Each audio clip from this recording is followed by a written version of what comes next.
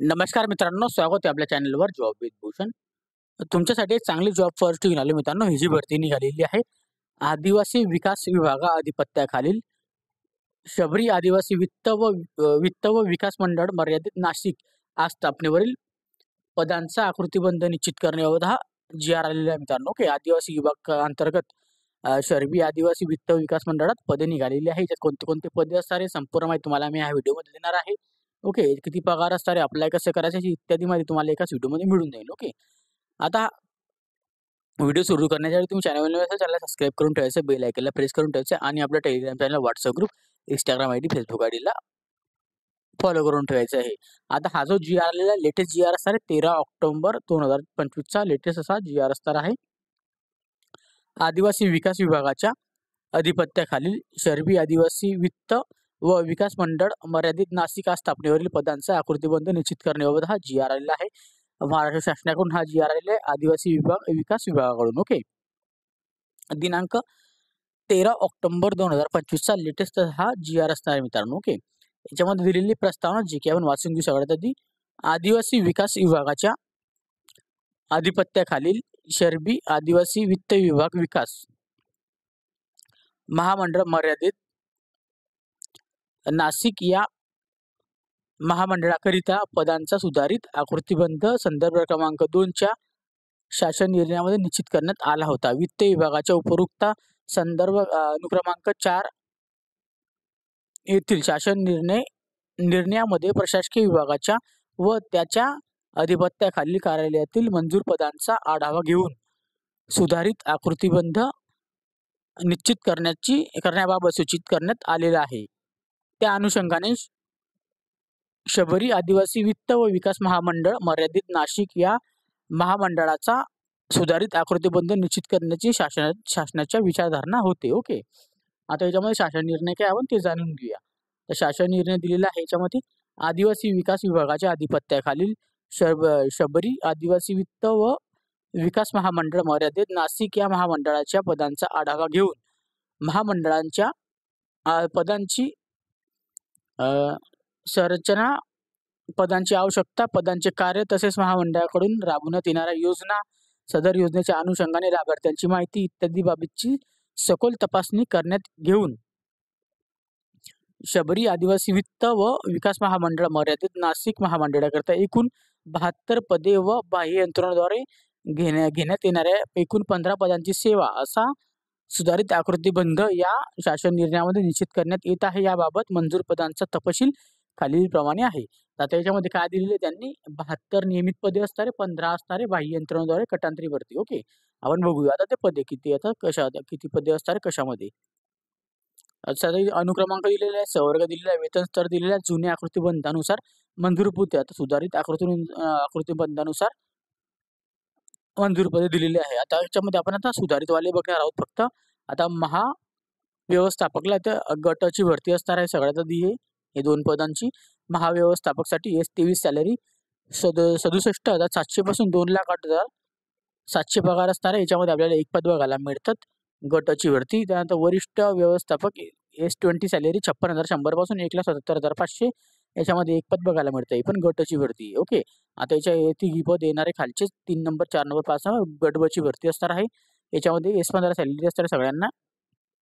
व्यवस्थापक या पदासाठी S15 सॅलरी 41,800 पासून 1,32,300 पगार. याच्यामध्ये 12 पदं बघायला मिळतात. त्यानंतर कंपनी सचिवसाठी S15 सॅलरी याच्यामध्ये 41,800 पासून 1,32,300 पगार. याच्यामध्ये एक पद बघायला मिळतं. व्यवस्थापक लेखासाठी S15 सॅलरी 41,800 पासून 1,32,300 पगार. याच्यामध्ये एक पद बघायला मिळतात. तिघी पद जे होते गटबची भरतीमध्ये होते मित्रांनो. ओके, यानंतर गटकची भरती आहे नियमित पदांमध्ये.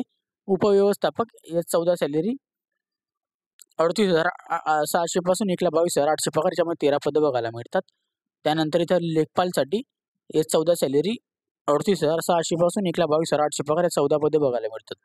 कार्यालय निरीक्षकासाठी S13 सॅलरी 35,400 पासून 1,12,400 पगार. याच्यात एक पद आहे. निरीक्षकसाठी S13 सॅलरी 35,400 पासून 1,12,400 पगार. 12 पदे बघायला मिळतात. वरिष्ठ सहाय्यकसाठी S8 सॅलरी असणारे 25,500 पासून 81,100 पगार. या 2 पदं बघायला मिळतात. आणि लघुटंक लेखनमध्ये S8 सॅलरी 25,500 पासून 81,100 पगार. इथं 0 आहे आतापर्यंत आणि त्याच्यानंतर लोकपालला पण इथं S6 सॅलरी 19,900 पासून 63,200 याच्यामध्ये एक पद बघायला मिळतात. ओके. लिपिक नि संगणक सहाय्यकसाठी S6 सॅलरी याच्यात 14 पदं बघायला मिळतात. 19,900 पासून 63,200 पगार. वाहन चालकसाठी नियमित वॅकन्सी असणार S6 सॅलरी 19,900 पासून 63,200 पगार याच्यात एक पद बघायला मिळतात.